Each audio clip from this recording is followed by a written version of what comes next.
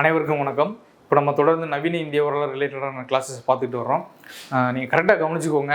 ஹிஸ்ட்ரியை பொறுத்தவரை time line Indies வேலியிலேருந்து ஆரம்பித்து கடைசியாக இந்தியா சுதந்திரம் அடைகிற வரைக்கும் என்ன நடந்ததுன்றத மொத்த வரலாறை ஒரே மாதிரியாக தொகுத்து கொண்டு வந்துட்டிங்கன்னா படிக்கிறது ஈஸியாக இருக்கும். இந்தியா ரிலேட்டடாக அது அப்படியே அதே காலகட்டத்தில் தமிழ்நாட்டில் என்ன நடந்ததுன்னு சொல்லிட்டு தமிழ்நாடு ரிலேட்டடாக சரியா இப்படி இயர் ஒரு வருஷத்தை வச்சு என்னென்ன சம்பவங்கள் அப்படின்றத தொகுத்துட்டோம்னா ஈஸியாக நம்ம படித்து ஞாபகத்துக்கு கொண்டு வந்துடலாம். சரியா, மற்றபடி எல்லாத்தையும் போட்டு மனப்பாடம் பண்ண தேவையில்லை.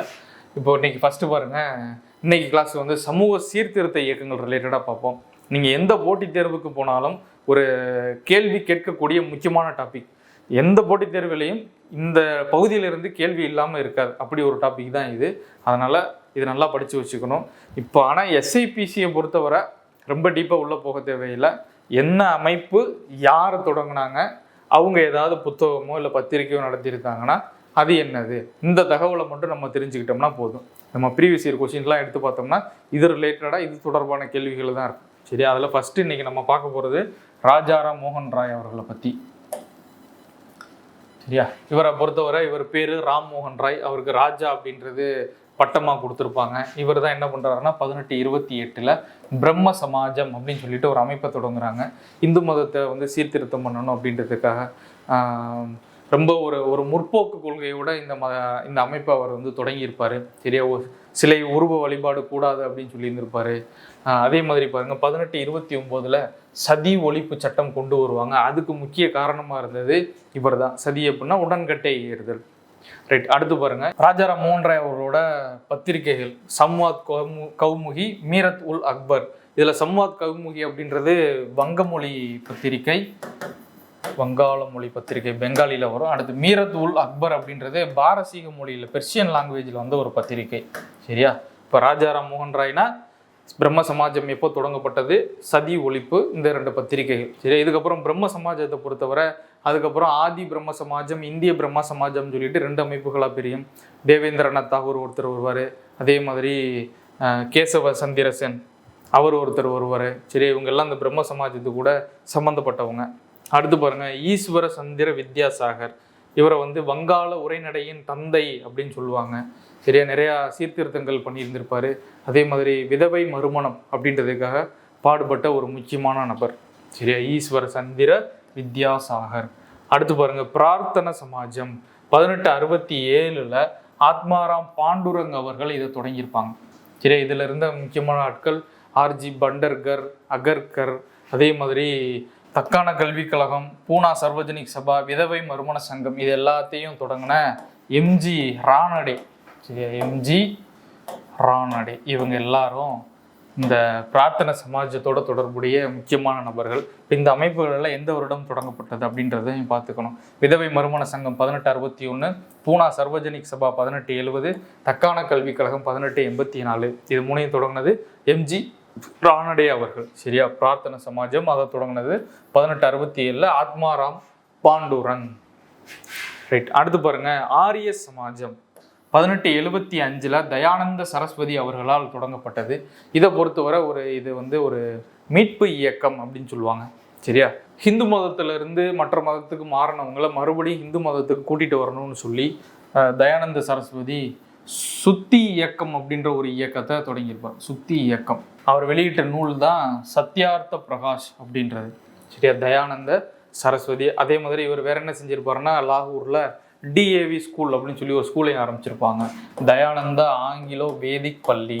நம்ம லாலா லஜபதி ராய், பகத்சிங் அவங்கெல்லாம் இங்கே தான் படிச்சிருந்துருப்பாங்க. இவங்க வழி வந்தவங்க தான் லாலா லஜபதி ராய். அவர்கிட்ட சீடராக இருந்தவர் தான் பகத்சிங். சரியா, தயானந்த சரஸ்வதி ஆரிய சமாஜத்தை தொடங்கியிருப்பார். அடுத்து பாருங்க, ராமகிருஷ்ணா மிஷன் 1897 விவேகானந்தர் அவர்களால் ஆரம்பிக்கப்பட்டது. ராமகிருஷ்ண பரமஹம்சர், ஜீவாவே சிவன் அப்படின்னு சொன்னவர் ராமகிருஷ்ண பரமஹம்சர். அவருடைய சீடராக இருந்தவர் விவேகானந்தர். 1897 ராமகிருஷ்ணா மிஷன் அப்படின்ற ஒரு அமைப்பையும் தொடங்குறாங்க. கிறிஸ்துவ மிஷனரிஸோட ஃபார்மெட்டில் இதை தொடங்கி நிறைய சேவைகள், நிறைய விஷயங்கள் செய்வாங்க.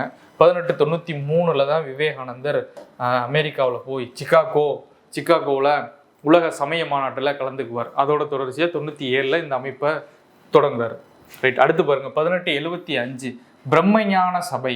இதை தொடங்குறவங்க ஹெச்எஸ் ஆல்காட் மேடம் ஃப்ளாவாட்ஸ்கி அப்படின்ற 2 பேர். இவங்க தான் இந்த பிரம்மஞான சபையை தொடங்குறாங்க. பிரம்மஞான சபைனா தியோசோபிக்கல் சொசைட்டி அப்படின்னு சொல்லுவாங்க.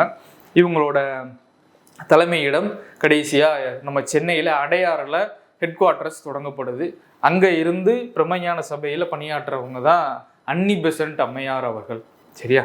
அவங்க வந்துட்டு ஹிந்து மதம் சார்ந்து நிறைய ஆய்வுகள் ஈடுபட்டிருப்பாங்க. சமஸ்கிருத நூல்களை மறுபடியும் மக்கள்கிட்ட கொண்டு போய் சேர்க்கணும், வேதங்கள் உபநிடதங்கள் இந்து மதத்தில் இருக்க புனித நூல்களை மறுபடியும் மக்கள்கிட்ட கொண்டு போய் சேர்க்கணும் அப்படின்ற முயற்சியில் ஈடுபட்டிருப்பாங்க. சரியா? ஹச்எஸ் ஆல்காட் புத்த சமயத்துக்கும் புத்த மத துறவிகளுக்கும் ரொம்ப ஆறுதல் தெரிவிச்சிருப்பார். அதே மாதிரி ஆல்காட் இவரோட முயற்சியால் தான் அயோத்திதாசர் அவர்கள் இலங்கையில் நடந்த புத்த சமய மாநாட்டிலையும் கலந்துக்கிறாங்க. அதுக்கப்புறம் அயோத்திதாசர் அவர்கள் புத்த சமயம் சார்ந்து நிறைய நூல்களும் எழுத ஆரம்பிக்கிறாங்க. சாக்கிய பௌத்த சங்கம் அப்படின்னு சொல்லிட்டு சென்னையில் கூட அயோத்திதாசர் ஒரு அமைப்பையும் தொடங்குறாங்க. இது எல்லாத்துக்கும் காரணமாக இருந்தவர் இந்த ஹச்எஸ் ஆல்காட் அப்படின்ற பிரம்மஞான சபையை தொடங்கினவர் தான். 1875 அதை தொடங்குறார். ரைட், அடுத்து பாருங்க. 1873 சத்திய சோதக் சமாஜ் ஜோதிபா பூலே அவர்கள் தொடங்குறாங்க. சத்திய சோதக் அப்படின்னா உண்மையை நாடுவோர் சங்கம் அப்படின்றது. சரி, இவர் என்ன பண்ணியிருப்பார்னா குலாம்கிரி அப்படின்ற ஒரு நூலையும் விட்டிருப்பார். அடிமைத்தனம், குலாம்கிரி அப்படின்னா அடிமைத்தனம், அதை வெளியிட்டது ஜோதிபா பூலே. அடுத்து 1903 தர்ம பரிபாலன யோகம் அப்படின்ற அமைப்பை தொடங்கியிருப்பாங்க. இதை தொடங்கினவர் நாராயண குரு, ஈழவ மக்களின் ஈட்டி முனை அப்படின்னு சொல்லுவாங்க. தர்ம பரிபாலன யோகம் நாராயண குரு. அடுத்து 1907 சாது ஜன பரிபாலன சங்கம், அதை தொடங்கினவர் ஐயன் காளி. சரி, அந்த நாராயண குருக்கிட்ட இருந்து அவரோட கொள்கைகளை பின்பற்றி வந்தவர் தான் இந்த ஐயன் காளி. அவர் தொடங்கின அமைப்பு சாது ஜன பரிபாலன சங்கம். நாராயண குரு தொடங்கினது தர்ம பரிபாலன யோகம். ரைட், அடுத்து பாருங்க. 1875 அலிகார் இயக்கம், இதை தொடங்குறவர் சர் சையது அகமது கான். சரியா? முஸ்லீம்களோட ஒரு மீட்பு இயக்கம்னு சொல்லலாம். இஸ்லாமியர்கள் அடிப்படைவாதத்தை விட்டுட்டு நவீன ஆங்கில அறிவியல் கல்வியை ஃபாலோ பண்ணணும், அறிவியல் சிந்தனையோட மக்கள் இருக்கணும் அப்படின்றத வலியுறுத்தியிருப்பார். அதே மாதிரி இந்தியா பாகிஸ்தான் பிரிவினையின் தந்தை அப்படின்னு சொல்லிட்டு சர் சையது அகமது கானை தான் சொல்லுவாங்க. சரியா? ஏன்னா அந்த வகுப்புவாதம் பிரிவினை அப்படின்றதுக்கு அடித்தளம் போட்டது அவர் தான். சரியா? இவர் தொடங்கிய இயக்கம் அலிகார் இயக்கம். அதே மாதிரி இன்னைக்கு இருக்கிற அலிகார் பல்கலைக்கழகம், அதுவும் இவரோட முயற்சினால தான் ஆரம்பிக்கப்பட்டது. அடுத்து பாருங்க. 1882 திராவிடர் கழகம், திராவிட பாண்டியன், திராவிட மகாஜன சபை, இந்த அமைப்புகள் எல்லாத்தையும் தொடங்கினது நம்ம அயோத்திதாசர்.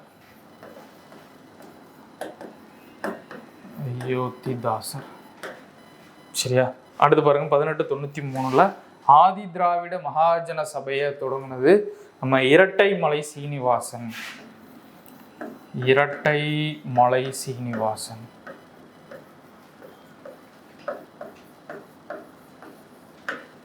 சரி, இவங்க 2 பேரும் தமிழ்நாட்டோட சமூக சீர்திருத்த இயக்கங்களில் ரொம்ப முக்கியமானவர். ஏன்னா பெரியார் கூட சொல்லியிருப்பார், என்னுடைய சீர்திருத்த கருத்துக்களின் முன்னோடி அப்படின்னு சொல்லி அயோத்திதாசரும் தங்கவயல் அப்பாத்துறை அப்படின்ற கருத்துக்களையும் பெரியார் அவர்கள் சொல்லியிருப்பாங்க.